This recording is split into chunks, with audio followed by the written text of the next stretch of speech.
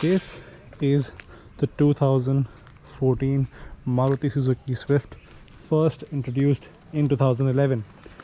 This one is the second generation diesel model, a Swift which is not found now.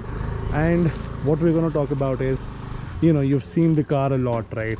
So I'm just going to tell you what, the good things are, the bad things have been, and why this was one of the most,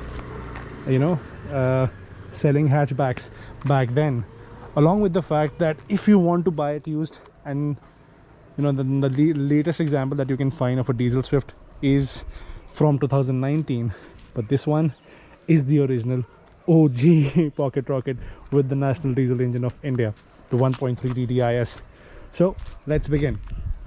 The Swift used to come with two engine options, very clear from the start: 1.2 liter K series motor and this. Just a second, guys, this is a little fiddly, but I guess we'll be able to open. Yeah, so this is the 1.3 liter DDIS motor, producing around 74 horsepower and 195 to 200 newton meters of torque. Very good engine, considering the weight category it was in. You got insulation under this hood, and this Swift was pretty well built, although still lighter than the first generation Swift that came with the 1.3 liter G13B engine from the S-Team. Now moving on to the side, swept back headlamps, swept ahead tail lights, and the basic two box silhouette. Very, very sporty, and it looked as if it was almost, sorry for that, inspired from the Mini Cooper. Coming on to the side, you've got 14-inch rims. The higher models used to get 15-inch alloys, and this one has wheel caps installed. This is the VXI trim, so you don't have rear wash wiper and the defogger, which is a glaring omission. Although you would want to go with the top model, that was the ZXi at the time, to get every little feature back then. No debadging, so it also looks kind of goofy, to say the least. This Swift also got a rear fog lamp, something which none of the Marutis have been offering as of lately. And the fuel filler cap was on the left side, as with all Japanese cars, and you've got your indicators mounted on the on the window itself. So it looked pretty chic, it looked sexy, and it looked inspired from the Mini Cooper. Not a lot, honestly, to talk about the design, because this car has been pretty famous all around. Let's go and check out the insides of the car, and you were greeted by an all black dashboard. Definitely looks sporty, but as you can see, the condition, I won't say it isn't the best of it. And this is the steering wheel. That's how the horn sounds. It's aftermarket. No Maruti can get this thing like, obviously, with the conservative approach. And then here are the controls. This is for the alarm. These are for the front fog lights. This is for the headlamp leveling. These are your power window controls. You got a storage over here. And once you're inside, you're greeted by a pool of black things up front. Excuse for the lighters. This is the glove box, pretty decently sized, and you could house 1 liter bottles over there, 1 liter bottle over here. You've got a 12-volt charging socket. No point as such over here. Top models used to get climate control, air conditioning, and this is the gear lever for the same. 5-speed manual, 5-speed automatic, or the AMT at later stages, and that's it. That's pretty much it. The rear seats are absolutely uncomfortable. This generation of the Swift was very impractical, given the way it was. This seat has been pushed all the way behind, and I guess you can see how much space do you have. Very small windows at the back, and the problem is that it was due to the design that this car wasn't really good in practicality. Obviously, the struts have given up. I guess they're at the end of their life. So 204 liters of boot space. That's huge, right? And you got the option to fold seats, but split folding seats were only available in the ZX side. This one just falls flat. I don't see the provision for headrests being over there, so excuse for the condition the car is in at the moment. Another like wires hidden by plastic, so because like you know a few things were pretty good. The only thing that this car was good at was transporting 4 people or 5 people in a decent amount of comfort and good drivability. That is what we're going to talk about next. Also, this kind of a silver treatment that runs around the car is pretty special, and you know that is the only color that you can spot in the car. Okay, so you got a cup holder, which is again very dirty, and yeah, that's it. You didn't used to get that. There was a 2-in audio system, and I've told you about the power window controls. Manually dimming IRVM, just a single light in this variant. And guys, come on, this was very cheap. 6,30,000 back then for a middle variant of the Swift diesel was in itself a pretty good buy, and that is the reason why this car used to sell so much back then, and still Maruti has been able to, you know, just incorporate in the same. So now let's go and try this. All right guys, let's start it up, but before that, tachometer on the left, speedometer on the right, fuel indicator on the right, and your engine temperature at the left. In the center you've got a small screen which has got dual trip meters. The range is showing at 75, and this has run 1,85,000 kilometers. The suspensions are not in a good nick. The brakes are like pretty spongy, but we're going to talk about the diesel engine because that's what made this Swift special and used to account for 60% of its sales till the time Maruti didn't discontinue their, you know, diesel powered cars. So let's begin. Slot it into first, and now as we start driving, one thing for sure is that the car isn't very silent, and you'll notice that idle diesel clatter as soon as you get on, you know, and start the car up. Now the thing with this engine is that it is, you know, laggy up to 2000 rpm, and you can feel that, you know, there is no sudden surge of power, and feels very neutral to drive.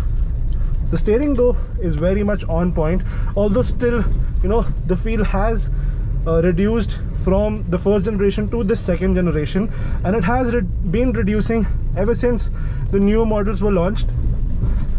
Now though, let's talk about this. We're not going to talk about any of the 1.2 liter 3-cylinder motors that have been you know, being offered in the new Swift right now. Let's talk about this. Why should you buy one?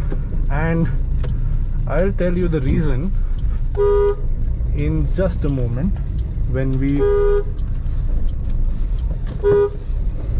So here we go. The turbo spools up around 2,500 rpm, and it goes up till 5,000 rpm, thus giving you a lot of leverage. The engine itself was the reason why this Swift was so popular among everyone back then. The car used to do crazy triple-digit speeds with almost no safety whatsoever. This one does not even have airbags, let alone ABS, and even then it goes on like a rocket. The Ritz was another reason as to why, you know, Swift sales were diminishing until this generation arrived and completely killed the Ritz. The Ritz production was stopped in 2016, and since then this is the one that is being used. See the chuckability of this car and the way it handles, you know, corners like these is commendable. Now let's drive like a sane person, and I'll tell you what demerits and merits does this car have. So it's got a brilliant suspension, although still a little bit stiff. The ride offered is very much comfortable. It's like you know, you can go over most potholes, most bumps with ease. The ground clearance is also not much of an issue, although, you know, there's a problem of the Swift suspension sagging down over time.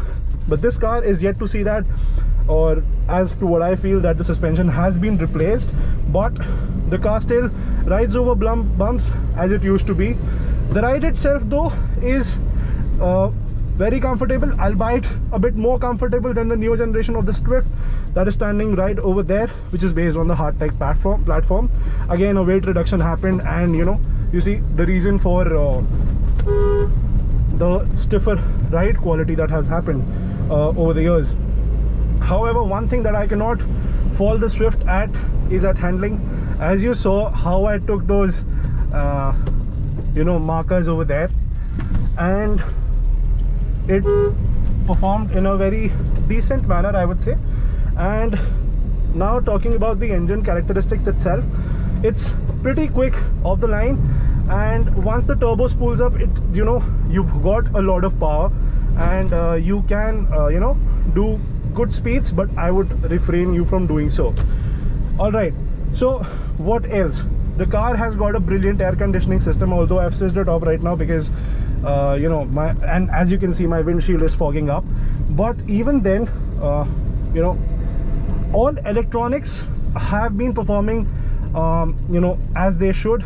And you know, if this was a Tata or a Mahindra, I would have said that you should not, you know, just spend money on such a thing. But hey, if you want a pocket runabout and you live in a tier 2 or a tier 3 city, this is one of those cars, you know, which will give you, or you know, provide you with lots of fun, and are extremely reliable. This engine, most of the mechanics can work on them, and you will also get to experience the diesel engine before it dies down. Also, it's light on your pocket, gives you an efficiency of around 18-19, that is of a combined driving cycle, and all of that, you know, are pretty good reasons that you should, you know, go and invest in one. If all you want is if you have the budget of a two-wheeler, but you want safety for your family, at least two wheels are safer than sorry, four wheels are safer than two. And yeah, that is for whom this car is for. All right, talking about the negatives will be the tinny build quality and a lot of rattles which I can hear right now. However, I don't think that it will be taken on this GoPro. But and along with the fact that there is absolutely no space for those, just look at this hooligan. Okay, so there is absolutely no space at the rear for you know, passengers, and you've got a very small boot as well. I know you can definitely get better cars in this price range, but you see, the Swift is the Swift because of an emotion. You know, it is the the Indian man's Mini Cooper, as was advertised ever since the first generation was launched, and has been carried forward along all the 4 generations of this car. All right then, guys, I believe that was it. That is a pretty short drive for what was, you know, a sales champion, and is still chugging along pretty well despite competition from other car brands, and especially from its parent, the likes of Maruti Suzuki. And in the end, that's it, guys. Thank you for watching. We'll just try and do a wheel spin in this, because this car does not come with traction control, and the handling is absolutely amazing. The body control is very sharp, and this is something, you know, the engine itself is very mod friendly. You'd find a lot of modded Swifts down south, not in the north, because the people or the police in the north are a little I would say strict with the rules and regulations. So all in all, if you want a good driver's car and you have a very tight budget and you cannot afford that Honda City or a Honda Brio with the Honda City engine, this is your best buy. Thank you guys for watching. And we had to do a wheel spin, right? But just see the way this car pulls, and you will be doing crazy speeds in no time.